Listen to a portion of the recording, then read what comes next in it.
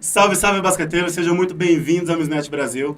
Apertem os tênis que hoje a gente vai entrar em quadra com um cara que ele é a história do basquete mato-grossense, basicamente. Mas antes de apresentar o nosso convidado, queria dizer aqui que estamos hoje na presença do Pablo, Fala, integrante galera, da tudo equipe aí que o Rodolfo operou dos olhos, então não pôde estar presente nesse episódio. Nesse e no próximo episódio ele não vai estar presente por questão dessa operação. Então estamos aqui com o Pablito. É isso aí, mano. Assim como no basquete, todo mundo tem que estar sempre pronto pra entrar em quadro, né? E agora... Eu gosto de quem tá lá no banco preparado, tá? Exatamente. Olhando o jogo já pra entrar no ritmo que tá parado. Eu, como sempre, tô olhando do banco, né? Acontece.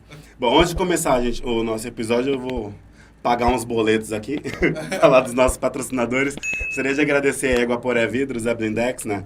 Pelo apoio, pelo patrocínio do nosso projeto aí, que estamos um tempinho já falando de basquete, e tá sendo uma coisa muito legal, né? A galera aí tá acompanhando com assiduamente ali, semanalmente, todo episódio que sai nas redes sociais. Sim, isso tá muito massa, velho. Muito massa mesmo.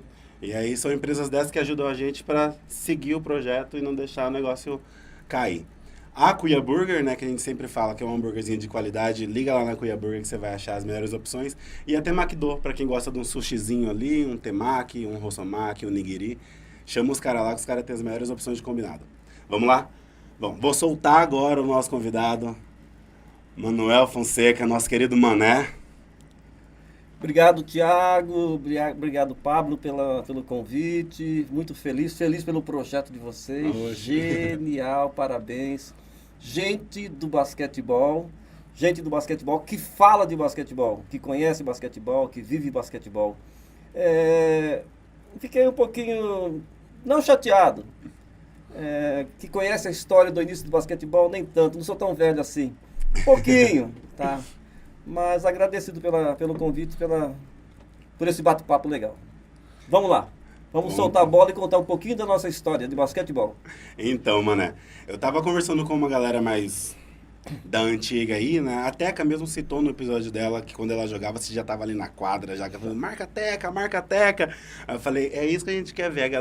A gente conhece a galera mais atual do basquete aí de 20 anos pra cá, mas a gente precisa saber dessa história do basquete de 30 pra trás, sabe?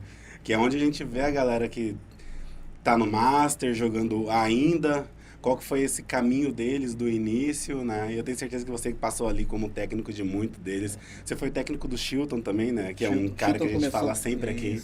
Chilton começou conosco num projeto que eu abri a porta do Notre Dame para a comunidade. Uhum. Na época, a escola ainda era fechada, né? Como também São Gonçalo, Coração de Jesus. Eram escolas fechadas que só podiam treinar os seus alunos. Sentei com a irmã foi genial. Eu falei, irmã, abre a porta que você vai vir tanto de aluno que vai vir fazer matrícula aqui. Até gente do interior vai vir fazer. Olha aí que legal. E deu certo. Nós criamos o projeto que era só no final de tarde e abrimos para amanhã. Chilton apareceu nessa turma da manhã. Era uma turma que tinha mais ou menos 40 meninos treinando no horário da manhã. Basquetebol de manhã? Uhum. Nós tínhamos basquetebol de manhã no Notre Dame. E Chilton foi um dos meninos que apareceu lá nesse projeto. Olha aí. E tem um cara, um amigo nosso, amigão mesmo, assim, que sempre falou de você. A gente escuta falar seu nome da boca dele sempre. Que foi o Charles, que começou contigo também. Charles, Cleonísio. Charles foi um projeto interessante, né? Eu estava na prefeitura do estado, da prefeitura municipal de Cuiabá. E aí eles falaram assim, Manuel, precisamos fazer alguma coisa no ginásio Dom Aquino. Eu estava nessa época, se não me engano, no Centro Araex. Eu estava com um projeto lá em parceria com o treinador do Presidente Médici, já falecido Wagner. Aí me transferiram para lá e nós criamos o primeiro modelo. Charles é a terceira geração, se não me engano. A primeira geração saiu bastante alunos. Aí nós montamos o projeto, conseguimos bola, a Caixa Econômica nos patrocinou com bola. Olha aí. Caixa Econômica, na época, era patrocinadora da Seleção Brasileira. Aí eu fui lá conversar com ele e falei, olha, vocês como patrocinadora tem que nos ajudar. Eu falei, ó, não tem dinheiro, mas camiseta, bola, material né? possível. Choveu de material de bola da Caixa Econômica lá pra gente. Aí a gente fez o projeto andar. Apareceu muita criança, muito menino bom. Essa foi a primeira geração. Charles, se eu não me engano, é da terceira geração. Charles, Cleoniso, que é a existência do Que A Modelo. existência do Que Modelo, a galera que Isso. criou o Que Modelo. Foram Charles eles foi um mesmo. menino genial, mas a história do ginásio Dom Aquino lá foi fantástica. Aí a gente chega nesse ponto de que você já era treinador, né? Uhum. Mas como é que esse basquetebol surgiu na sua vida? Que começou muito antes da Cara, época do treinador. Nessa triste história da pandemia, eu fiz um relato para o meu irmão mais velho. Uhum. Começou com o meu irmão mais velho. Meu irmão mais velho jogava basquetebol, nunca foi um jogador por excelência, né? Jogava basquetebol básico. E eu era um seguidor dele. Eu era apaixonado por tudo que ele fazia. Até a namorada dele eu namorava. Caraca. Cara, eu era um seguidor dele. É isso, cara. Mas não namorava, admirava. Assim, E eu ia lá para a escola técnica ver ele treinar. Sabino Albertão já era o treinador dele. Sabino Albertão estava novinho ainda, que foi meu treinador depois e meu professor da UFMT. Eu ficava ali vendo ele treinar. E eu falei, não, eu vou estudar nessa escola. Eu estava no São Gonçalo na época. Eu comecei a treinar no São Gonçalo por causa dele. Era o Seu Dito, já falecido Seu Dito. Depois foi o Tom Teta, que é o pai da Karine. Aí eu ensino médio, falei, não, ensino médio, vou para a escola técnica. Fui para a escola técnica. Só que lá na escola técnica eu fiz eletrotécnica. Falei, não, vou fazer engenharia elétrica. E na minha cabeça, Cuiabá só tinha o UFMT, não tínhamos universidade particular. Uhum. Vou fazer engenharia elétrica, que era o caminho, ou você faz engenharia elétrica, ou vai fazer medicina fora do município de Cuiabá. sim. E no percurso o Sabino me chamou para conversar. Falei, não, essa história eu contei numa homenagem que foi feita lá na Assembleia. Falei, não, Manel, você não vai fazer engenharia elétrica. Seu perfil é de treinador, cara, você vai fazer educação física. Olha aí. Foi quando eu fiquei pensando, e eu estava com 18 anos nessa época. Com 19 anos, abri um espaço no Centro Esportivo Araés, porque eles precisavam de um treinador de basquetebol que tinha muita carência. Tinha o Sabino Albertão na escola técnica, tinha o Seu Dito, que já faleceu no São Gonçalo, e o Wagner no Presidente Médici. E tinha a Sinira, que dava o basquetebol na escola técnica também, feminino. Eram muito poucos treinadores, a gente se contava nos dedos. E a prefeitura estava com um projeto de expansão em Cuiabá, para todas as modalidades. Estavam construindo o centro esportivo do Quilombo, da Lixeira, do Araés, aí futuramente da Copa Mil e depois o Dom Aquino. E eles precisavam de treinadores. Professores que dessem. Aí eu falei assim, me chamaram, falei assim, tá bom, vamos embora.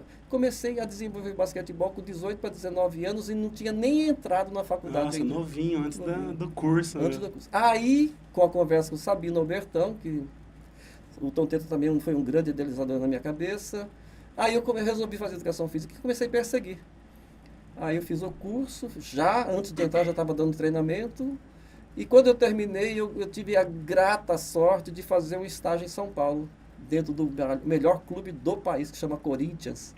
Fala sério, fala sério. Aí palmeirense aqui, ó. Fiquei 6 meses dentro do clube do Corinthians estagiando, e paralelo estagiava no Italo 7, que é o São Bernardo do Campo, com a ex-jogadora de seleção brasileira, Thelma, e estagiava no Monte Líbano também. Então eu peguei uma base, eu já tinha uma base legal, comecei a fazer cursos paralelos, e aí eu fiquei. Mas eu comecei na quadra enquanto jogador. Eu era jogador da seleção cuiabana e já estava como treinador. Depois eu fui fazer o curso por uma conversação que eu tive com o Sabino. Aí surgiu a ideia e permaneci. Eu acho que foi uma providência divina. É o basquete que te escolheu, né? O basquetebol nos escolheu. Aí você fala de seleção cuiabana, eu lembro que eu fui atleta da seleção cuiabana contigo como técnico, né? Naquela época que tinha seleções ainda. Os nossos campeonatos eram de seleções. Era, os regionais. Eu achava genial a formação da seleção, porque você tinha um campeonato nivelado. Escolar hoje, genial, porque você dá oportunidade para um monte de outros, mas ele perdeu um pouco do nível técnico. Aí o que foi que as escolas fizeram, que a gente já sabe hoje, né? Especialmente as escolas do interior fazem isso, mas aqui em Cuiabá nós temos algumas escolas que fazem isso. Eles saem procurando jogadores e centralizam tudo num colégio só para poder ser campeão. Sim. Então, é a alternativa que eles encontraram para poder suprir essa necessidade do nível técnico. Só que o campeonato vai acontecer o seguinte, né? Essa equipe vai patrolar todo mundo. Vai diminuir a competitividade. Você começa a competição já sabendo quem é campeão. Quem é campeão, sim. O interior tem feito, na verdade o interior já faz isso há um tempo, né? Faz há muito não, tempo. acontece há muito tempo. Faz há muito Lá tempo. eles centralizam os atletas que seriam a seleção da cidade numa escola só. Uma escola só. Sim. E aí o escolar é forte e a galera que jogava a seleção da cidade já era aquele mesmo time do escolar muito forte. Chegamos a um nível de trazer jogadores até de fora. Nós temos alguns municípios que trouxeram jogadores de fora para estudar naquela escola, ou pegaram de outro município e levaram para lá. Tem o seu ponto forte? Tem. É o investimento que eles fazem, né? Buscando os títulos que eles almejam, mas... Eu achava mais interessante o modelo anterior, de seleções. As escolas disputam e dali seleciona os melhores jogadores, aí vai ser a competição entre municípios, não entre escolas. Eu achava que era melhor, mas... E nesse formato também saía a convocação da seleção do estado, né? Sai a convocação. Que eu não sei como é que tá a base, que passou um tempo da basquete da base, não sei igual era, fazer uma seletiva com a criançada do estado todo e formar uma seleção com a criançada do estado todo. Acho que a última vez que eu vi foi até um brasileiro que o Jorge foi, que aí foi o time de Sorriso quase que todo. Essa é base escolar ou federação? Isso é federação já. Né? Federação. Federação. Mas antes da seleção era feita realmente um treinamento ali com todos os cantos do estado para achar e formar. Inclusive, nesse brasileiro que você comentou, eu achei que foi a seleção de Sorriso. Porque foi muitos atletas de Sorriso. Mas eu acho que foi mais por questão do time lá ter sido campeão, né? E aí, normalmente eles fazem isso. Hoje em dia tá assim, o time campeão tem a vaga para levar e eles podem escolher um atleta de fora, né? Eles formam a base porque já vem treinando regularmente, aí eles complementam com outros jogadores, mas normalmente a parte da base fica. Sim. É um troço assim meio chato, meio que vira uma grande discussão esse troço. Gente, vira uma grande discussão de verdade, e vira mesmo. O técnico está dando preferência para os seus jogadores. Mas uma vez conversando com o Tom Teto falou assim, Manuel, vou te falar uma coisa para você. O que a gente consegue encaixar numa equipe? Encaixar pivô, a gente consegue encaixar um ala, e olhe lá, mas se você começar a encaixar outros jogadores que não treinam regularmente com essa equipe que é a base dele, na hora de jogar, é complicado. E é verdade. É verdade. Salvo se o jogador que está sendo levado para lá for muito bom. Mas ainda assim tem aquela coisa de ter treinado junto, né? O cara pode ser muito bom individual, mas para entrar num conjunto ali, tem uma jogada, tem que ter disciplina tática, né? Sim. Quando você coloca a movimentação sistematizada, que a gente chama de jogada, ou do costume de jogar junto, porque só no olhar você consegue sacar o que vai acontecer, o que vai fazer, se não tiver um tempo junto, e a gente sabe que isso não acontece, o que acontece, vem acontecendo normalmente? Formou a seleção. Você treina 3 semanas, às vezes uma semana junto. O restante, cada um treina no seu lugar. Sim. Por quê? Porque desloca da escola, desloca do seu município, tem custo. Eu quero até pegar um gancho nisso aí. Foi a única vez que nós treinamos de verdade. Nós tivemos um campeonato em Manaus, categoria juvenil, feminino. Nós tínhamos 3 jogadoras de Sinop, 2 de Cáceres, 2 de Araputanga, uma de Araputanga, e a base era daqui. Eu vou até te cortar nessa aí, porque me mandaram uma pergunta sobre isso, para saber se o senhor começou a ficar careca depois desse campeonato, aí que você chegava a puxar os cabelos. Eu vou te falar, você já sabe quem foi que mandou essa pergunta, Carine. né? Mas foi elas que acabaram com o meu cabelo. Nós chegamos lá, nós treinamos 3 meses. Eu fiquei impressionado, que a federação era o Valeriano, que já faleceu, teve uma parada cardíaca. Eles nos colocaram nós treinamos 3 meses, nós formamos um time que era... Nós tínhamos a Lilica, que arremessava de 3, caía. A irmã dela arremessava de 3, caía. A origem delas é de Sinop. A Karine estava numa velocidade, ela estava numa explosão. A substituta dela, que era a Laurinha, substituía quase no mesmo nível. A Laurinha parou de jogar. E nós chegamos lá, quando nós deparamos com a equipe que a gente ia brigar, que era do Nordeste, que se qual que era a equipe. Quando nós vimos batendo, eu falei assim, uau, vai ser uma competição ferrada. Nós patrolamos todo mundo lá. Olha só. Eu fiquei, olha o que é 3 meses de treinamento de uma equipe junta. E com nível técnico legal. A gente tinha... Sabará fazia parte dessa equipe. Eu vi fotos desse campeonato de Manaus esses dias. Nós saímos de lá com convite para jogar em vários outros estados, com palestra para fazer, porque eles ficaram encantados com a nossa equipe. Nós treinamos 3 meses. A gente treinava junto, modifica muita coisa. Nossa, a equipe tocava como se fosse música. Isso é genial, pô. Nessa época elas começaram a arrancar meus cabelos. Porque dentro da quadra vai legal, mas fora da quadra... A Karine disse Muita pra- eletricidade fora da quadra. Ainda mais feminino, né? Nossa. A Karine disse pra te perguntar da história de uma cesta contra das meninas de Cáceres, que tá bom. Cara, 2 pivôs de Cáceres. Olha, se você visse essas meninas jogarem, eu quando vi elas jogarem pela primeira vez, eu fiquei encantado. Uma força, junto com técnica. Uma das duas era bem melhor. E tá o jogo ali correndo, de repente, puf, uma cesta contra. Ela fez a cesta contra. Quando ela fez a cesta contra, ela tomou um susto. E a arbitragem também tomou um susto. Todo mundo ficou mudo da quadra. Falei, como assim? Tá preparado, né? Como assim cesta contra? No basquetebol, cesta contra? Aí eu fiquei, né? Tirei ela da quadra, coloquei ela, fez, senta aqui do meu lado. Ninguém conversa com ela, deixa ela muda. Foi genial, cara. Foi genial essa história. Aí ela ficou quieta, ela ficou brava, ela estava brava com ela, mas brava com ela. Deixei o jogo correr uns 10, 15 minutos. Eu falei assim, agora você entra. Ninguém falou com ela. Você entra e mostra do que você é capaz. Arrebentou o jogo. Nossa, imagina. Ela queria mostrar que ela não era aquilo que ela havia sido, que ela havia feito. Cara, foi genial. Foi genial. Caraca, um psicológico muito forte, né? Que Nossa, pra ela voltar mas, e arregaçar. Mas veja, se alguém... Foi a preocupação que eu tive, que o basquetebol não é só técnica. Você tem que, se você não souber lidar, você arrebenta com o jogador. Sim. Ninguém conversa com ela, ela vai ficar aqui do meu lado. Ela sempre sentava na ponta, ela fica aqui do meu lado. Eu não falei um A para ela, nada. Só falei, agora você entra e mostra o que você... Porque eu sabia o potencial dela, ela sabia o potencial dela. Foi um tranco que deu nela. Mas nesses jogos aconteceu uma outra coisa. Vamos lá. Com a Karine. Eu não sei se foi proposital, a gente passa tudo na cabeça. Ela comeu um queijo no almoço, foi internada. Nossa. A Karine estava voando na quadra. Teve um lance da Até Karine. hoje, né? Você Teve vê um lance Karine da na quadra Karine, hoje. que ela entrou numa bandeja num contra-ataque. Eu fiquei com medo que a arbitragem veio conversar comigo. Ela pegou a bola, esfregou na cara da menina assim, e fez a cesta. Eu falei, Karine, você tá maluca? Ela tava me provocando, Manel. Eu falei, mas não, ela pegou, esfregou, a gente fez a cesta. E depois saiu provocando. Aí tive que tirar ela, né? Mas a Karine, ela comeu um queijo estragado no almoço, eu não sei se foi proposital ou não, ficou internada 2 dias. Eu falei, cara, o time tava voando, né? Eu falei assim, cara, ferrou. E a Laurinha era a substituta direta dela. A Laurinha entrou na quadra. Menina, ela arrebentou. Quando terminou o jogo, ela falou assim, tá vendo? Eu posso entrar jogando. Ela fez 3 bolas de 3, assim, tchau, muita velocidade. Excelente jogador. É menor estatura que a Karine, mas muito rápido. Nossa, tá baixinha, porque a Karine já não é alta, né? Não, ela era um pouquinho menor. Notre Dame, ela tinha uma característica. A gente formou bastante armador. Bastante armador. Teve a Karine, teve a Laurinha, depois teve a Vanessa.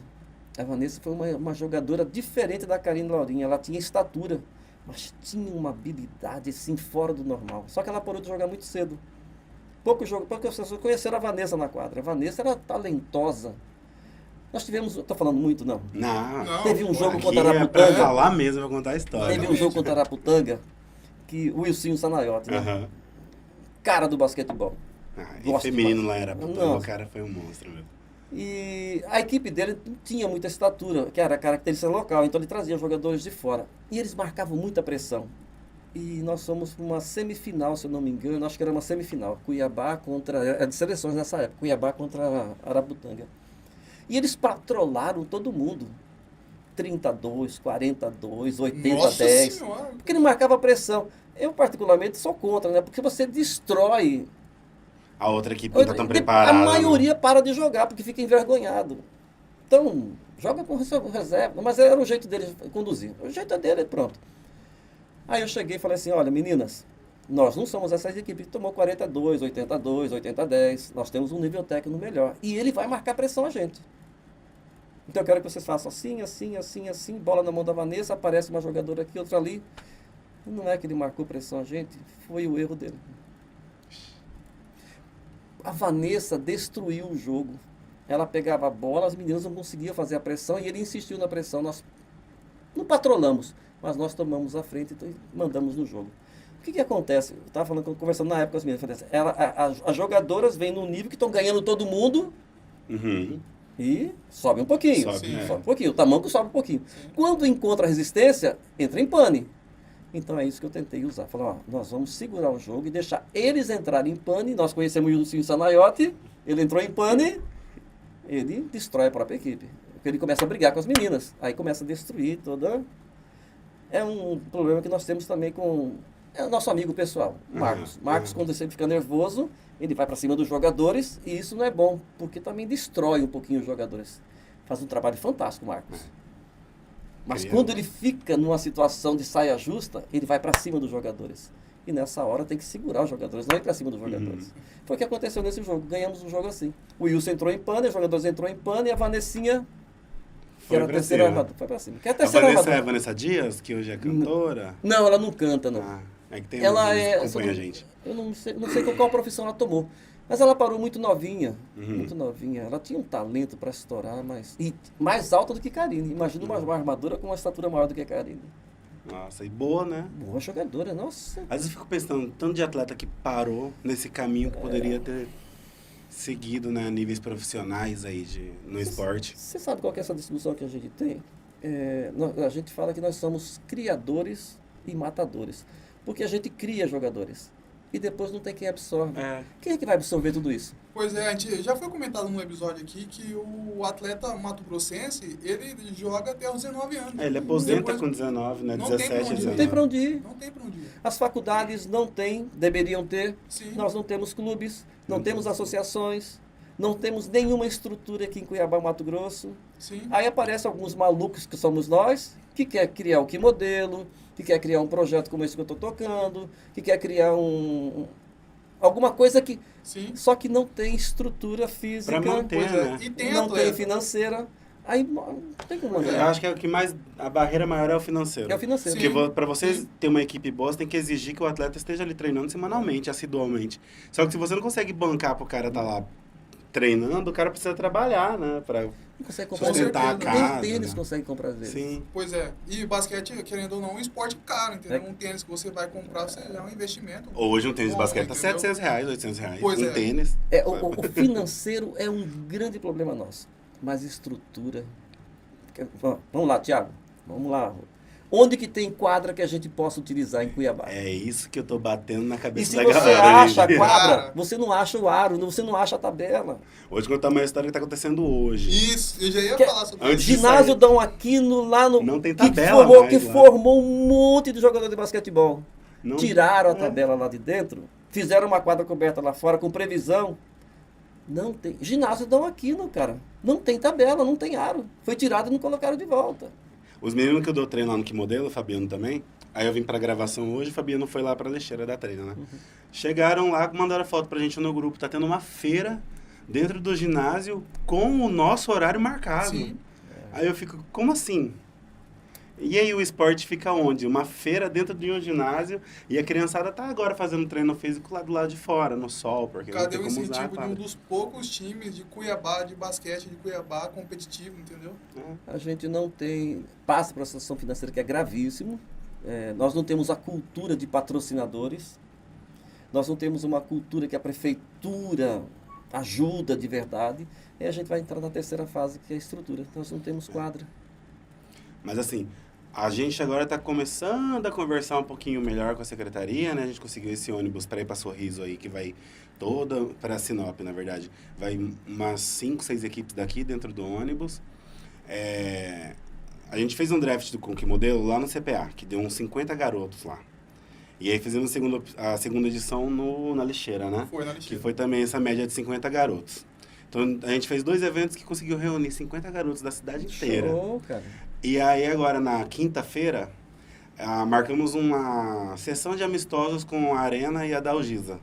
E aí deu mais de 60 negros lá no ginásio do Icim. Vou pegar um gancho com você. A Arena, o Complexo Arena, e não estou falando mal do governador, não estou falando mal da secretaria, o Complexo Arena, não deveria ter uma quadra de basquetebol? As 2 tabelas que colocaram lá é dinheiro de quem? Dos jogadores. Assim, E com uma briga, eu acompanhei, e com uma briga imensa. Porque como a obra não foi entregue ainda, diz que não podia perfurar o chão, não podia perfurar a parede. Será que o Complexo Arena não merecia uma quadra externa? Não só de basquetebol, mas de outras de outras modalidades. modalidades, sim. Será que lá não merecia academia aberta? Sim. Será que lá não Utilizar merecia melhor o espaço, né? personal que orientasse treinadores, não estou falando mal de governo, mas será que não merecia, já que é um complexo esportivo? Esportivo, né? É. Quem colocou aquela tabela lá? Dinheiro dos jogadores. Não foi dinheiro público, não. Eles foram lá pedir autorização com muita garra e colocaram. E eles se organizaram. Ou seja, a única coisa que tem é que cederam um espaço ali para ele. Uhum. Não tem dedo do Estado ali. Nada, até a pintura no chão. Até é a pintura no galera chão, que faz. é a vontade de pessoas como nós que falam assim, não, nós ainda acreditamos que nós podemos fazer e eles deveriam fazer. Sim, Eles deveriam fazer. a população merece, né? Paga os impostos, né? Não, o complexo Alena é gigante, gente. Aquilo é imenso. Lá no- Aquilo merece alguma coisa a mais, não só para futebol. E a gente sabe que a estrutura ali está montada por causa do futebol. É o Tira campo. o futebol do nível A lá, onde ele está participando. Não tem Então, usabilidade acabou. mais. Né? E aí nós temos a Escola Arena que está lá dentro, que usa o espaço, mas ali, até por causa da Escola Arena, já merecia quadras polivalentes externas. Sim. Já merecia. A gente já conversou, né? A gente passou... Teve um campeonato nós 5, a gente desceu lá pra ver a galera batendo bola lá. E a gente olhou aquele espaço, cara, pra tá igual o Parque Pirapuera lá em São Paulo, tá cheio de gente praticando Sim. todo tipo de esporte, porque o parque é cheio de quadra. A redondeza da arena era pra ser isso. Cheio de quadra esportiva. Pra população tá ali ocupando aquele espaço. Tem espaço para fazer Pra muita caramba, coisa. pra Tem caramba. Aquele paredão mesmo, poderia ser várias meia quadra ali, sabe? Várias, que nem o parque mesmo. Você comentou. É onde eu falo assim, aonde deveria ser referência, não se torna referência. E querendo ou não, é um cartão postal da cidade, né? Sim. A gente vai lá bater bola, joga um 3x3 com uma arena Pantanal, um palco de Copa do Mundo atrás, tipo, a menos de 30 metros da gente. É um espaço bonito para se usar. Eu vou falar mais ou menos assim, você cria um espaço. O que você espera desse espaço? Que ele seja frequentado. Frequentado. Mas se você não oferecer algo para ser frequentado, ele vai ser somente um espaço. O que pode ser feito ali para que ele possa despertar a população para ir caminhar mais gente? Uma academia aberta, ou 2, 3, lá merece 3, 4 academias abertas, quadras. Aí você vai ver que a população começa a ir de fato lá e você dá sentido àquela obra. Eu lembro lá, passou um período, acho que foi no governo do Pedro Tax, que ele fazia o festival Vem Pra Arena. É isso, né, Billy? Você chegou a Acho tocar, que é né, isso. no Vem Pra Arena. Vem Acho que Pra a primeira Arena. vez que eu te vi foi lá, tocando. E aí tinha esses shows nacionais que aconteciam lá, né? Veio o Zé Cabaleiro, veio o Vanguard, que é daqui de Cuiabá, mas é uma banda que só toca fora. Teve show da Vanessa da Mata. Tipo, foram várias edições, assim, com essa galera nacional. Então isso levava a população ao redor da arena. Num evento cultural, né? Cultural. Só que eu acho que tinha que criar também um evento esportivo pelo fato de que é uma arena esportiva, É uma arena né? esportiva. É múltipla, né? É. O cultural está funcionando legal. Mas Sim. o esportivo precisa ir além do futebol. Precisa ir além do Basicamente que o futebol. esportivo fica preso em uma modalidade só. É isso que acontece no Brasil Pois inteiro, é. na verdade. Nossa, deixa eu pegar um gancho aqui contigo, eu estava contando uma história. Nós fizemos uma seleção. Vamos voltar para o basquetebol. Vamos lá. Eu fui assumir a seleção, era a seleção na época. Aí o pessoal da arbitragem falou assim, Manel, tem um jogador que mora lá no município tal, que se você vê ele jogando, ele é um pivô por excelência. Eu falei, cara, mas eu não vi o cara jogando. Eu falei, Manel, tudo bem, você não tá falando, mas nós estamos falando pra você, pode pegar. O apelido dele era Cromado. Cromado. Nossa. O cara Aí eu falei jogava assim, tá muito. bom, vamos convocar o cara. Convocamos o cara, eu fiz a convocação por orientação da arbitragem do pessoal que estava coordenando os jogos, né? Gente boníssima. Aí ele chegou na semana antecedendo a viagem, treinou muito pouco conosco, né? Aí fizemos um entrosamento assim rápido, fomos para os jogos fomos pro brasileiro, foi em Brasília esses jogos. Aí Tonte estava como coordenador geral, todas as delegações, fomos para o primeiro jogo, sobe 2. O cara tinha uma impulsão fora do normal. Fora do normal. Se você visse, você não acreditava, era um pé de mola. O cara subiu para pegar o sobe 2. Ele subiu tanto, com tanta vontade de pegar a bola, que ele agarrou a bola com as duas mãos e desceu. Ave Maria. Quando ele agarrou a bola com as duas mãos e desceu, o arbitragem ficou assim, eu caí pra trás, falei, pô, eu não sou treinador dessa equipe. Passamos um apuro, cara, falei, cara, você tem que passar a Tem que bola, bater você tem que ela, tocar. né? Não, mas meu professor não me ensinou isso. Eu falei, ai, minha mãe do céu. Veja, nós saímos daqui com uma semana com ele movimentando conosco, mas eu nunca pensei em fazer, imaginando que todo jogador de basquetebol conhece. É. Cara, nós caímos de costa. Foi um espetáculo. Mas ele era um jogador que tinha não tinha tanto fundamento técnico, mas tinha muita força lá dentro. rebote e ninguém pegava dele. Tem coisas que a gente acha que é tão óbvio, né? Que todo mundo vai saber que não é assim. A gente tem um vídeo no canal, foi uma das primeiras produções sobre lances polêmicos que acontecem pelas quadras do Brasil aí, que gera discussão. E a galera realmente não conhece o básico do esporte. Tipo, a bola tocar a lateral da tabela não é fora. Se ela tocar a parte de trás ou no braço da tabela, Normal. aí é outra coisa. Agora, bater na lateral tá valendo. Não, tá valendo. E a galera não sabe essas coisas mínimas. Sim. Tipo, tá na quadra todo dia batendo bola, pá. Às vezes eu brinco com os guri e falo, você sabe enterrar, mas você não sabe fazer uma bandejinha. Sabe? A galera fica, às vezes, focada no que assiste, né? E não vai aprender o esporte ali nos miúdos mesmo. Eu venho de uma linha que eu tenho um agradecimento intenso, que é do Tom Teta, né? Do Sabino Albertão, mas o Tom Teta tinha essa característica maior. Tanto é que Sabino elogiava muito o trabalho do Tom Teta. A minha referência sempre foi Sabino Albertão, Sinira e Tom Teta. Mas o Tom Teta, ele vem de uma linha de fundamentação técnica. Então, quando eu comecei a treinar com o Tom Teta, ele orientava a parte coletiva, muito bom técnico ele, o Tito também muito bom treinador, mas a parte de fundamentação ele tratava com muito carinho. Ensinar a bater bola com a mão direita, com a mão esquerda, entrar em bandeja, entrar em gancho, fazer recurso, usar todo tipo de recurso. A maioria dos treinadores hoje não trabalham muito o fundamento. Aí quando ele vai crescendo, chegando na fase adulta, você tem que destruir algo para construir algo em cima. E depois de velho é complicado. Um garoto com 17 anos aprender. E vira uma guerra. Vira uma guerra. Porque chega alguns meninos lá no meu projeto que já treinaram, ou nunca treinaram, foi basquetebol só de rua, que você vai dizer para ele que ele está arremessando errado. Nossa, é uma guerra. Até você provar para ele que ele está arremessando errado, você vai passando... Porque na cabeça dele deu Tá certo certo. até ali, entendeu? Não, a concepção é a seguinte, a bola caiu, então tá certo. Sim. Não é verdade. Sim. Não é verdade. Eu vejo muito disso mesmo. Mas a bola tá foi caindo. isso, Falei, não, mas não é isso que nós estamos falando. Tudo bem, porque se eu jogar a bola desse jeito, ela cai. Mas não é assim. Estou te ensinando o caminho certo, que seu percentual vai aumentar. E Isso. vai ficar uma coisa correta. Isso, eu Mas até estava numa conversa esse tempo atrás, quando você está treinando arremesso, por exemplo, considere que você acertou o arremesso quando você conseguiu conduzir e controlar a bola para ela até o ar, entendeu? Com o seu arremesso. Não que ela caiu, porque ela pode ter caído por acidente. Só jogar pra cima pode Exatamente. Até a cabeçada a bola cai. cair. Sim. Esses dias no treino eu falei pros meninos, né? Falei, tem que começar a se perceber que se você fez um movimento e teve algum tipo de dificuldade no movimento, ou a sua cabeça mesmo consegue entender que aquele negócio foi estranho. Se o movimento saiu estranho, é porque tá errado. Sim. Porque o movimento não é para sair estranho, ele tem uma plasticidade completa. Confortável. Se não tá legal na sua cabeça é porque não tá certo Tem mesmo, que não. sair fluido, né? Não é força, Isso. é jeito. Tem uma brincadeira que eu faço, falei, cara, não é força que você vai usar. Você tem namorada? Tenho, professor. As analogias do Mané são as melhores. Pra quem já trabalhou com o Mané sabe. Você tem namorada? Tem. Você usa força com ela? Claro que não, professor. Então, não é jeito? É jeito. Com a bola de basquetebol, é a mesma coisa. Você não trata ela com força, é com jeito. É com técnica. Não adianta você forçar a barra. Se você forçar a barra, ela não vai entrar. Ela não vai seguir direto na mão do jogador. Então, comece a jogar com jeito. Uma forma confortável, que você vai ver que a bola vai gostar de você. É por aí mesmo. Por aí. Você foi professor também, né? Por muitos anos de filosofia que você dava?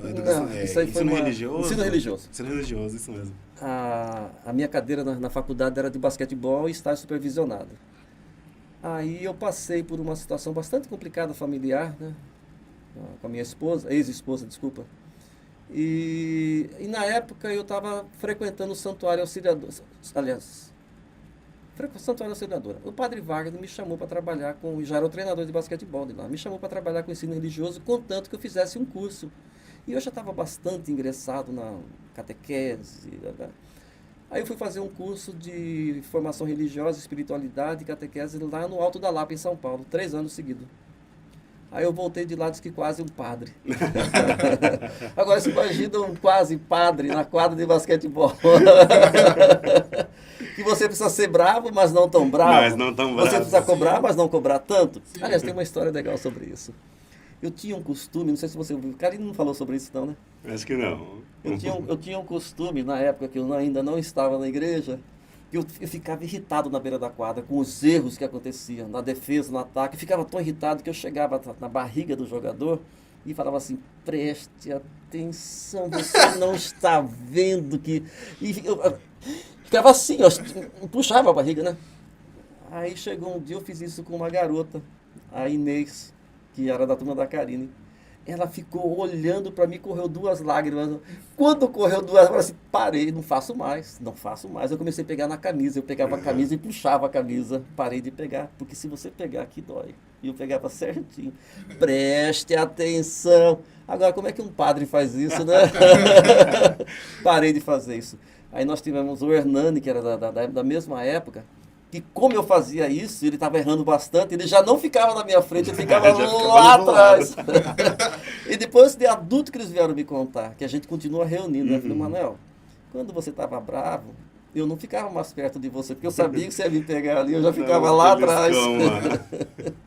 O atleta é legal quando ele erra, que ele já olha pro ele erra, ele sabe que ele errou. Todo mundo sabe quando erra. Ele erra e já olha pro banco assim pra ver qual que é a reação do técnico.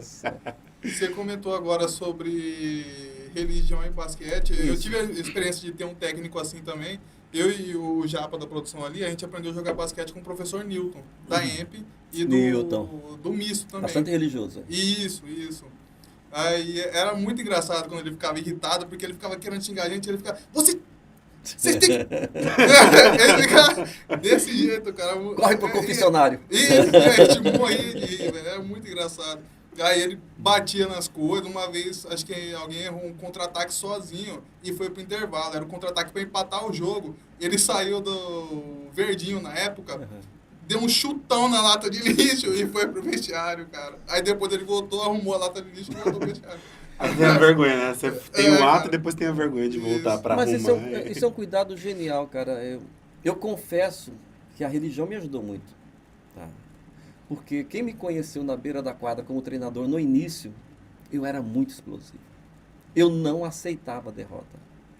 Eu ficava muito bravo com a equipe e comigo mesmo. E por muitas vezes a equipe tinha jogado muito bem, mas perdeu o jogo. Mas ela jogou muito bem. A gente tem que saber valorizar isso. Sim. O jogador melhorou o percentual, defensivo, ofensivo, individualmente e coletivamente. Mas a gente queria tanto ganhar o jogo que não consegue enxergar o quanto que a equipe avançou. Então, essa busca da espiritualidade, ela ajuda a gente a acalmar um pouquinho. Sim. E a gente precisa acalmar um pouquinho e enxergar de um outro jeito. Porque por muitas vezes, uma derrota individual coletiva é uma vitória que a gente não está sabendo enxergar. Sim. Verdade. É uma vitória que a gente não está sabendo enxergar. É hora da gente acordar para nós mesmos, para a nossa metodologia, o que a gente pode fazer para mudar, para a gente poder dar salto. Conhece a história do trampolim, né? A história do trampolim é assim. Para você ir para o alto, primeiro você precisa ir... Tem que descer, né? Então, impulsionar para baixo é o que me faz mover para o alto. Então, muitas vezes, essa derrota, ou esse erro, essa falha, é exatamente essa situação. Ela precisa ser usada para me mandar para o alto. Eu preciso refletir. Onde é que eu errei? Onde é que eu acertei? Aliás, vou falar o inverso. Por muitas vezes, a vitória pode ser uma derrota também. Na arrogância. Sim. É o que mais acontece. No orgulho. Sim. Achar que eu já sou bom demais. E por muitas vezes é preciso a gente perder para poder enxergar que não é bem assim. O outro também é bom. A gente chegou a comentar aqui no episódio da Teca sobre a importância de lidar com a derrota. Né? Tem que saber lidar com Se você sabe perder, não no nível do tipo, eu perdi e aceitei. Não, é realmente entender que não ganhou, ver aonde foi o erro, o que aconteceu que não levou à vitória, corrigir esse erro para voltar na próxima preparado, né? As pessoas geralmente elas não estão preparadas para isso, né? O resultado não foi o que esperava, ela se tranca, ela cai lá no chão. Nós e dali tivemos uma situação acho que foi em Água Boa esses jogos, adulto. E a gente sabe que o campeonato adulto tem escolar, tem atleta escolar no meio, que nem todos os adultos vão, mas eu estava com o feminino, fui com o feminino nessa época. Era uma equipe muito boa.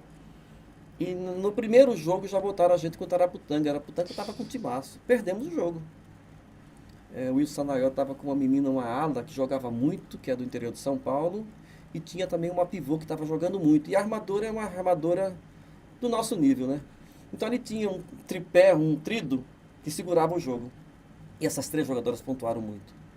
Aí quando terminou o jogo, fizemos o transcurso normal, nós ganhamos todo mundo e nos encontramos na final. Aí, antes da final, nós sentamos. Falei, vamos sentar todo mundo junto aqui. Quem foi que pontuou? Tá, essa jogadora merece uma marcação especial, que era a ala. Eu quero 2 marcadoras revezando em cima dela, mas é para revezar, para incomodar mesmo. A pivô começa a marcar muito para poder forçar ela a abrir. Então nós criamos uma situação onde a gente deu prioridade ao tripé que pontuava muito, que é o que normalmente faz, e deu certo. E a gente tinha que ganhar aquele jogo com uma diferença de 15 ou 16 pontos, porque era a desvantagem que nós tomamos no primeiro jogo, para tirar a diferença. O saldo. Era Sim, o sim. saldo de sexta, de pontos. E não é que deu certo. Chegamos no terceiro para o último quarto, aliás, era só 2 quartos, 2 tempos naquela época. No segundo tempo, as meninas estavam entrando em pane. A gente estava mexendo com a estabilidade emocional O delas. psicológico, né? E do treinador também. Aí nós começamos a virar o jogo e ganhamos o jogo aí. Nós fizemos também um jogo contra o Marcos, uma semifinal, mas quando nós fomos para a final, ele patronou a gente. O Marcos tinha um timaço, sempre teve. Marcos é muito bom treinador. O problema do Marcos é que não tem estupim. E ele estava patrolando todo mundo. Aí, no segundo quarto, ele já estava patrolando, estava metendo 10, 15, 20 pontos. E eu usei a mesma estratégia contra o Wilson. Falei assim, olha, se a gente conseguir segurar o jogo por 2 quartos, eles vão entrar em pano, eles vão bater cabeça. E o Marcos vai para cima deles. Dito e feito. Nós conseguimos segurar assim uma roxa. Parei, eles não abriram como abriram com todo mundo. O time começou a brigar entre si e o Marcos foi para cima. Aí desestabilizou a equipe. Aí a arbitragem também deu uma técnica no Marcos. Aí ganhamos quando jogo. Começa as faltas técnicas, o jogo já... Ganhamos o jogo. Só que o Marcos saiu dali tão irritado, fomos encontrar numa outra competição. Ele patrolou a gente. A gente não existiu na quadra. Ele falou, me vinguei. Falei, maravilha. Ele veio aqui também na nossa mesa. Uhum. Ele falou que a galera fala pra ele hoje que ele tá hoje em dia tranquilão. Tá outro Marcos, tá muito mais calmo. Dentro da quadra? No É jogo. porque ele não tá mais trabalhando tanto com adulto, né? Agora é só com criançada. Tá. Ele é um bom treinador. Ele é um bom formador. Muito bom.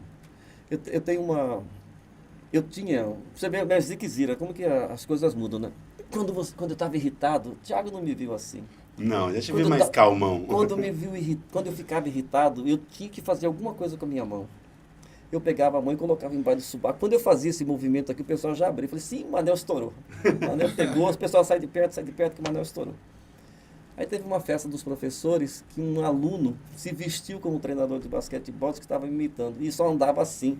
Eu falei, cara... Aí as freiras pegaram no meu pé no treinador. Eu falei, cara, que situação, já tem até característica minha. Eu parei de fazer isso. Aí comecei a colocar a mão no bolso. Eu coloquei a mão no bolso, o pessoal já abria. Eu só tirei daqui e coloquei a mão no bolso. E ficou. Eu fiquei irritado, já colocava a mão no bolso, andava para lá, andava para cá, e já estava querendo pegar um. Fomos para os Jogos Brasileiros. Cledilson estava nesse grupo. Cledilson, que agora é árbitro, e o Júnior. Inclusive, Cledilson, a gente quer você aqui na mesa para contar as histórias Genial. aí, antiga. Ele tem umas histórias que é de tirar o cabelo. Esse cara me ajudou a perder cabelo. Ele também perdeu bastante, né? Aí eu tô lá no Brasileiro, troço o pau pegando, São Paulo contra Mato Grosso. Imagina, São Paulo contra Mato Grosso. O pau pegando, a gente tomando um cacete. Eu irritado, botei a mão no bolso. E eles armaram para mim. Eles sabiam que eu ia enfiar a mão no bolso. O jogo era muito difícil, a gente não ia ganhar nunca. Eles pegaram minha calça jeans, encheram de creme dental. Nossa. Os 2 bolsos. E eles queriam me pegar. Eles sabiam que eu ia ficar, é claro. E o jogo correndo, na hora que eu enfiei a mão no bolso, as pontas dos dedos ficaram geladas. Quando gelou, eu virei na mesma hora, olhei para eles começaram a rir. Todos eles. Aí eu tirei a mão do bolso, tava as pontas dos dedos tudo branco. E a arbitragem viu, a arbitragem disparou, aí o jogo parou. Eu falei, cara, eu não acredito que vocês fizeram isso comigo. Eles estavam prontos para me pegar, porque sabia que ia perder o jogo. Não tinha como ganhar de São Paulo. É complicado. Pega essa Sudeste, é bem complicado. Mas eles queriam aprontar, eles queriam sair de lá rindo, pelo menos. Eu falei, não. Saíram, né? Saíram, mas eu saí de lá muito irritado.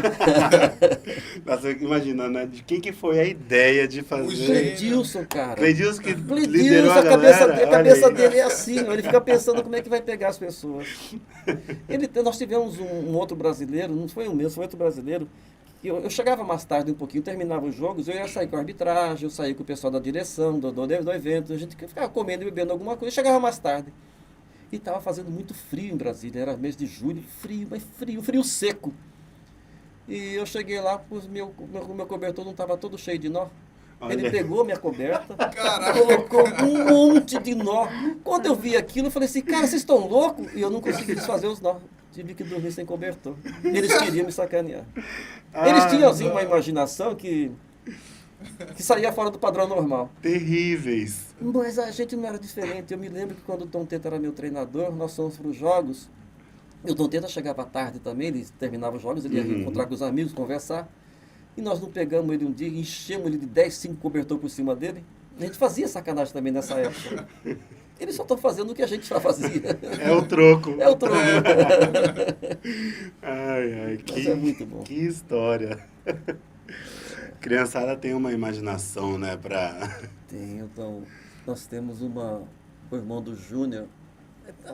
Eles saem de casa, para eles é um campeonato, mas é uma grande aventura. É. É uma grande aventura. É uma semana longe dos Estou pais, longe né? dos pais, estou livre, liberdade. Às vezes viajando a primeira vez. Não, e o bom é que é longe dos pais e cheio de amigo perto. É uma É. semana Sim, só os amigos. Tudo que eles querem. Exatamente. E a gente fica preocupado, né, como treinador, porque a gente já fez isso, mas agora não está aceitando que eles façam.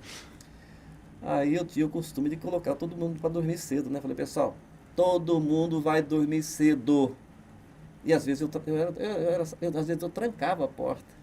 Depois eu fiquei pensando, e se alguém tiver vontade de ir no banheiro, como é que faz? Mas às vezes eu trancava a porta. Aí eu cheguei e falei assim, cadê todo mundo? O Cledilson está na onde? Está na cama. Tudo moleque novo, né? E o Alexandre sumiu. Eu falei assim, mas cadê o Alexandre, gente? O Alexandre foi escovar o dente. Eu falei, então tá bom. Passou 5 minutos. Cadê o Alexandre? Tá escovando. 10, 15 minutos. Tá escovando. Eu falei, cara, que dente é esse que ele tá escovando? Dente Aí, por dente. saí rodando a escola para achar Alexandre. Pois ele não estava namorando uma Olha guria. Aí eu cheguei perto dos dois e falei assim, mas que bonito pra cara de vocês dois, né? Escovando o dente da menina, né? Já pro teu quarto, rapaz! Não mentiu, só não falou que ia ser os É, deles, né? pô. A gente tinha que ser muito cuidadoso, porque a gente não sabe o que podia acontecer. Teve uma mãe que me falou isso, falou assim, professor, você é louco, você é maluco, você sai com um ônibus lotado de crianças, e o risco, professor? Eu falei assim, está tudo entregue na mão de Deus. É um A monte, gente é um vai monte de filho dos confiando, outros, né? que a gente vai acreditando que vai estar tudo certo. Mas a gente conhece histórias de treinadores que voltaram e nunca mais pisaram na quadra. Um aluno que morreu, que algum acidente aconteceu. É. Nós temos histórias tristes também, que infelizmente aconteceram coisas que a gente espera que não aconteça com os nossos atletas, que são nossos filhos. Tem coisa que não está no nosso controle, né? Não tem, sai do controle de uma vez. Mas assim, a criançada, ela acha que eles são os gênios, mas esquece que os treinadores já foram criança também, né? Mas tem uma coisa, Thiago, tem uma coisa gostosa que eu vou falar para vocês, que vocês sabem do que eu estou falando. A gente pode esquecer de tudo quando a gente se tornar adulto ou mais idoso. Mas dessas histórias a gente não esquece. Nunca, nunca. E a gente vai contar elas 5, 6, 7, 10 vezes. A gente se reúne no bar do Júnior, aqui no Mundaréu, de vez em quando. E aí a gente senta lá e vai contar a história. Quando a Karine está perto, ela conta as mesmas histórias de 40, 30 anos atrás. Falei, gente, tem que ter história nova. Mas a gente não esquece dessas histórias. E dá risada sempre. E dá risada sempre. É sempre engraçado. Essa vivência das viagens dentro do esporte, ela é assim, são memórias que você cria que vai para o resto da vida. É uma coisa que a educação deveria aproveitar melhor. Sim. Deveria aproveitar melhor. Porque você pode esquecer um monte de coisa da sala de aula, de matemática, química, ciência, mas essa você não esquece. Essa marca profundamente a vida da criança e do jovem. Sim. E eles não acordaram para isso. A nossa verdade. educação não acordou para isso. Você quer ver uma coisa? Eu não sei se o tempo está legal, se está quase na hora. Pode. Um dia eu sentei junto com os educadores da SEDUC, eu estava junto com o Pedro Shinohara, secretário de Estado, e peguei a fala. Porque eles odeiam o esporte. A grande maioria odeia o esporte. Eles acham que é uma perda de tempo.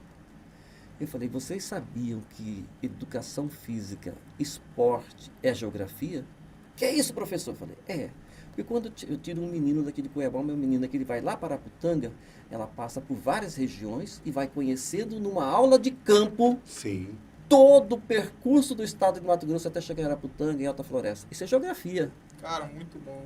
Você Muito sabia que a matemática É matemática, porque quando eles vão começar a perceber que eles precisam fazer tantos pontos por causa daquele jogo tal, tal, tal e tal, eles estão fazendo matemática. É verdade. Eles estão fazendo ciência, eles estão fazendo sociologia, eles estão fazendo história. História? É, porque eles vão conhecer a história de Araputanga, quem que passou por ali, como é que a cidade aconteceu.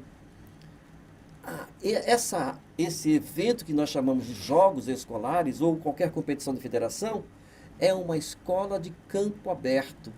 E vocês não querem admitir isso, porque a escola de vocês ainda é Fechada, quadrada, né?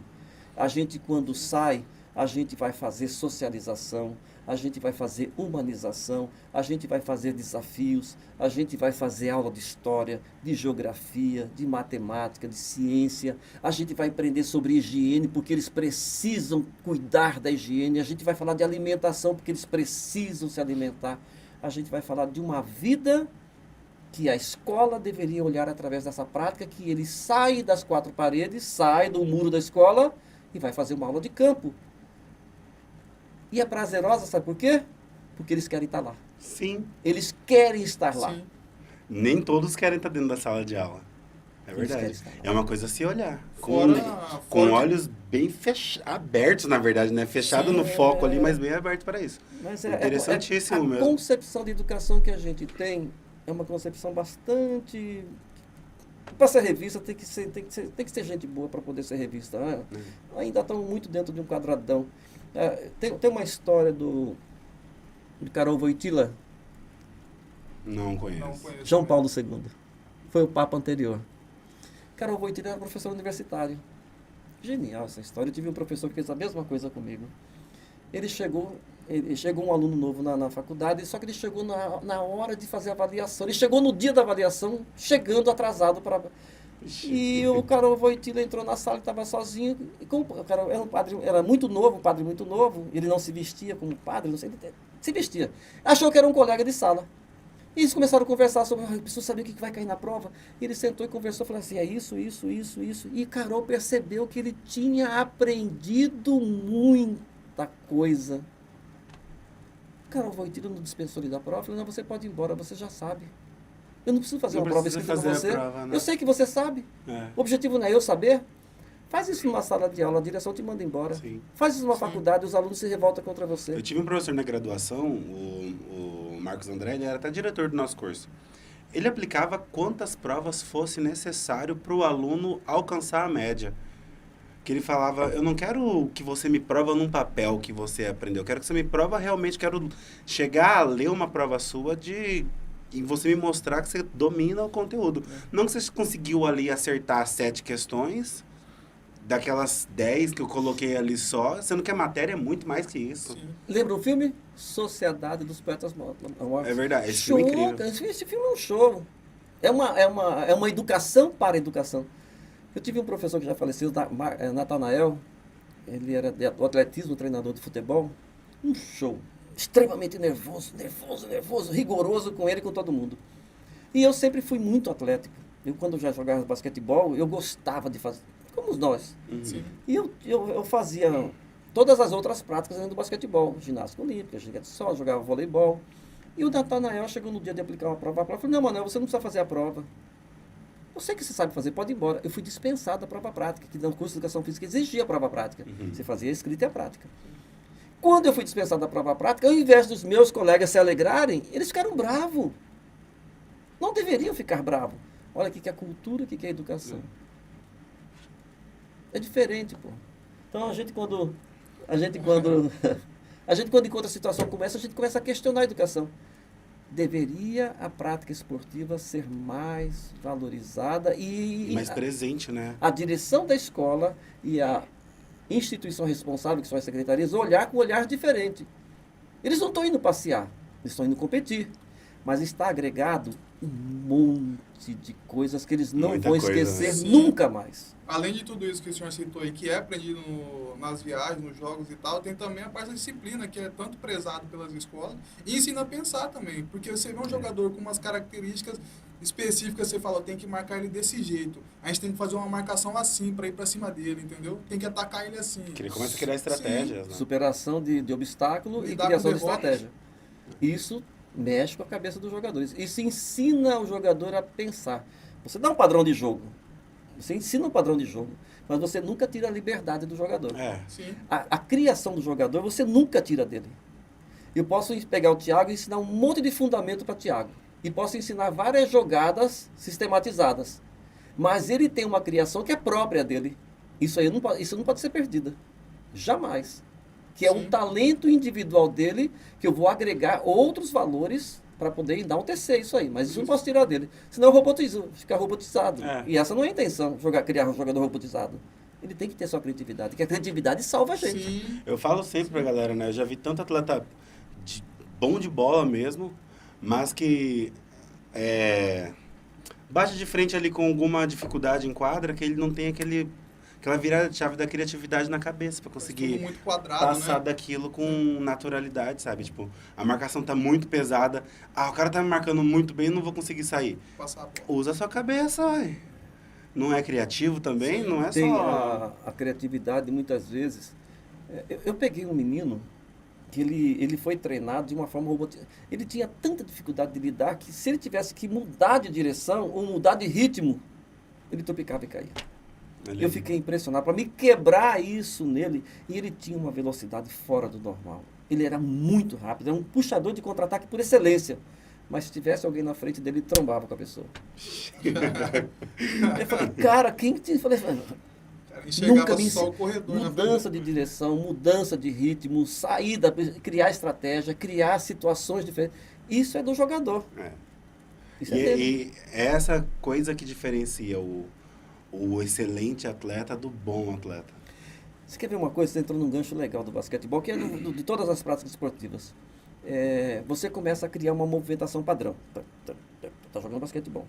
E fala assim, pessoal, vocês vão rodar essa bola por pelo menos 20 segundos. E passe. Pouco drible, muito passe. Muito bem, agora eu quero que vocês façam essa mesma coisa observando o sistema defensivo. Professor, você quer que a gente faça uma coisa observando outra? Vocês precisam fazer isso. Sim. Basquetebol é próprio basquetebol. Então você começa a fazer. E olhando. E agora, vocês estão conseguindo observar o ponto falho defensivo? A maioria não consegue fazer isso. Sim. Então você treina a fundamentação, menos drible, mais passe. Por que menos drible, mais passe? Porque você cria a forma coletiva. Basquetebol exige a forma individual? Claro que existe. Sim. Basquetebol é um esporte coletivo, mas que tem muita ação individualizada, que é o talento. É, o talento. A fundamentação é o talento do jogador. Então tem que fazer isso. Você não pode tirar o talento e a individualidade do jogo. Mas é um esporte coletivo. Então vamos lá. Menos drible, mais passe. Agora faço isso observando a falha defensiva. Você começa a criar situações que o jogador precisa enxergar. E não só o que está na frente, né? O que está nas Isso. laterais também. Enxergar o todo. É a visão periférica. É. A maioria tem dificuldade. Eles não conseguem enxergar. Muitas vezes aparece um jogador numa situação de prontidão para a cesta, Não mas passa, ele não vê. é. Ele não É o que vê. mais acontece. Ele não vê. Às vezes o jogador fala, pô, eu tava aqui o tempo todo, você não olhou pra mim. É isso aí, A eu não consegui ter visão maioria periférica. não vê. E a gente precisa criar essa situação para fazer eles enxergarem que o basquetebol é mais dinâmico e muito visual. E não muito individual. Tem a individualidade sim, mas é muito visual porque eu preciso ver o tempo todo.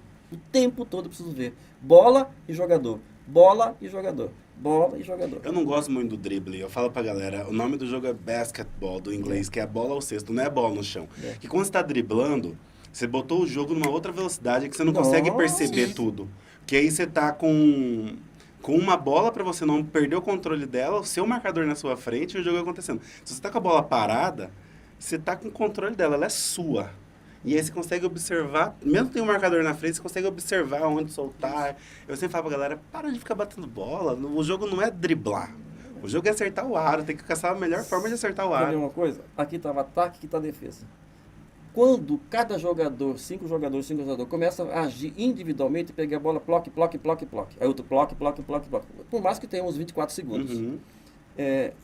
A defesa não se movimenta. Ela fica estática.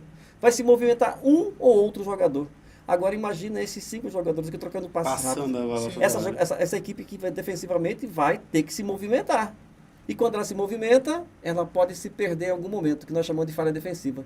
Mas quem que criou isso aqui? A situação aqui. dos passes. Este aqui que precisa criar isso. Quando fica muito no drible, essa aqui se acomoda. Ah. Quando você fica muito no passe, faz este movimentar. Sim. Só que precisa Cabeça, agir né? coletivamente, porque a maioria age individualmente. É um jogo coletivo que tem ação individual. Não é um jogo individual que tem ação coletiva, é o inverso. É um coletivo que tem ação individual. Aí o basquetebol muda, é outro basquetebol. A gente vê que a galera começa a perceber isso quando vai ficando mais velho, né? Se começa a colocar na cabeça de um garoto e ele entendeu o basquete, o esporte em si, não só ali na vontade de jogar, e sim na inteligência, jogar na inteligência. Aí você pega uma criança que tá jogando basquete ou o outro esporte dela muito diferente. Vou sair do basquetebol e vou lá pro futebol, no Corinthians. Corinthians tinha um cara... Você vai lembrar disso. Não sei se você vai se lembrar, que eu sou bem mais velho que você. Corinthians tinha um jogador chamado Zenon. Zenon? Ele jogava no meio do campo. Ele corria muito pouco. Sabe qual que era o jogo dele?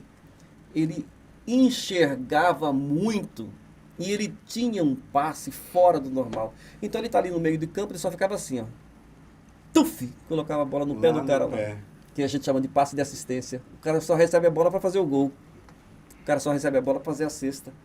Zenon era esse cara. Ele era um gênio no meio do campo. Ele não era um jogador que corria. Ele era um jogador que ficava olhando, e colocava a bola no pé do cara. Se não marcasse o Zenon ganhava o jogo sozinho. Ele não fazia gol, mas colocava todo mundo para fazer gol. Só nas assistências. Só na assistência. Eu vi uma menina assim no futsal já. Eu com os olhos ao vivo. Ela paradinha só nos passes. Esse tipo de jogador no basquete é o talento. É a menina que joga olhando tudo. A maioria não consegue olhar. A maioria olha só o lance individual. E o basquetebol, o futebol está muito além do lance individual. Muito além. Amplia. Aí você vai ver o que é basquetebol de verdade. Aí você não vai ver individualmente. Aí vira espetáculo. A gente falou sobre jogar em passes, né? Aí você pega aquela equipe do Spurs daquela época Nossa que os Senhora. caras, antes de finalizar uma bola, você não via a bola no chão. Era só, pá, bola acaba até liberar um buraco na defesa, que aí é onde o ataque terminava o movimento. E passaram anos jogando finais da NBA assim. Eu vi um estudioso brasileiro, né? Que ele foi para os Estados Unidos, para a NBA como convidado, para aplicar um estudo que ele estava fazendo de tomada de decisão no esporte. Que parece que eles estavam pesquisando isso porque o nível físico de lá é o melhor nível físico do mundo. Então, onde mais eles tinham que melhorar? No nível mental. Então, a velocidade de tomada de decisão do atleta, entendeu? Quanto rápido ele consegue perceber como a defesa se postou e tomar uma decisão para superar aquela defesa, entendeu? E eu achei muito interessante. Vou pegar esse gancho seu. Imagina um treinador, e não estou falando de treinador nenhum, estou falando de forma contextualizada geral. Um treinador que pega uma galera e começa a dar fundamentação para ela. E treina. Drible, passe, bandeja, jump com situação de passe, com situação de drible, com mudança de direção, mudança de ritmo. Porque bandeja e jump você faz de várias formas. Com mudança de ritmo, direção, seguido de passe, seguido de giro, seguido de bola entre as pernas, com proteção, sem proteção, com marcador, sem marcador. Aí você treinou a fundamentação, toda ela individual. E o cara aprendeu a driblar. Aprendeu a passar, aprendeu a fazer toda a fundamentação individualizada. Mas só que tudo isso acontece sem marcação. Pois é, não. Tem que ter um marcador. Nessa hora você tem que desenvolver o trabalho de 1 contra 1 para ele desenvolver o que ele aprendeu no 1 contra 1. Só no 1 contra 1? Não. 2 contra 2, com sobrecarga. Trabalho de 3 atacantes contra 2 defensores, 4 atacantes contra 3 defensores, 5 atacantes contra... Você começa a colocar tudo que ele aprendeu para poder aprimorar numa situação real de jogo. A maioria dos treinadores não cria a situação real de jogo. Ela faz a fundamentação individual e vai para o coletivo. Mas só que antes de ir para o coletivo, você tem que fazer um treinamento preparando para o coletivo. Sim. Nós tínhamos um treinador que falava sobre isso. Falava assim, olha, dei a fundamentação, dei a parte tática, preparativo para o coletivo, mas eu queria que o treino parasse ali, porque quando eles vão para o coletivo, deslancha tudo. Desaprende tudo de novo. Eu queria parar o treino ali, mas eu não posso parar. Mas exatamente isso. Fundamentação, uma movimentação pré-sistemática, preparando para o coletivo, aí que você vai para o coletivo. Que é 1 contra 1, 2 contra 2, 2 contra 1, para poder colocar em prática o que você aprendeu sozinho. Porque o jogo, na realidade, é alguém te marcando, é alguém te incomodando, é alguém te soprando a orelha, ô seu Zé Ruela. Ô seu porqueira, ô seu porcaria.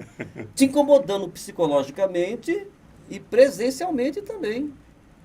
E o jogador tem que saber lidar com isso. Consertar os erros também, né?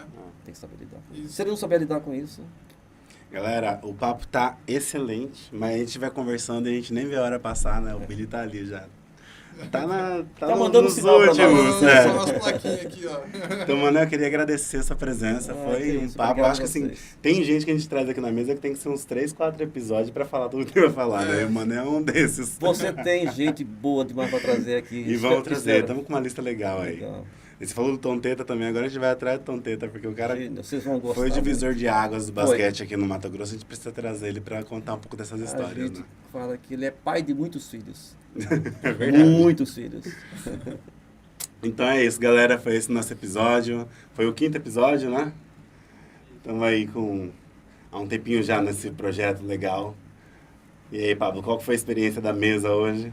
Lá no meio hoje. Cara, fiquei um pouco nervoso e tal, mas é uma conversa, entendeu? Eu acho que, não sei, eu me saí bem, o Billy vai falar pra mim se eu fui bem depois. Saiu bem, Ah, família. tá. Mandou bem. Comenta aí o que vocês acharam do Pablo na mesa hoje.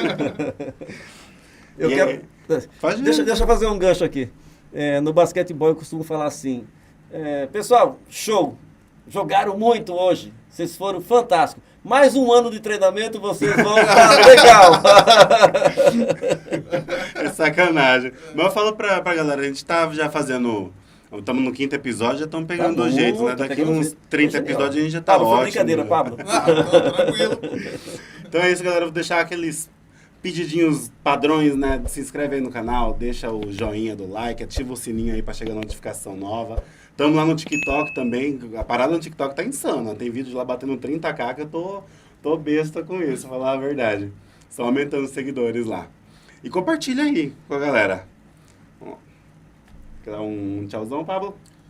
Valeu, galera. Esse que o Thiago falou, curte lá, comenta. Segue a gente no TikTok, no Instagram. A gente tá entrando no Twitter aí também. E é isso aí, Miss Match. Vamos, né? Show, Thiago, show, Pablo. Parabéns, show, espetáculo. Gostei. Alô, obrigadão, hein? Falou.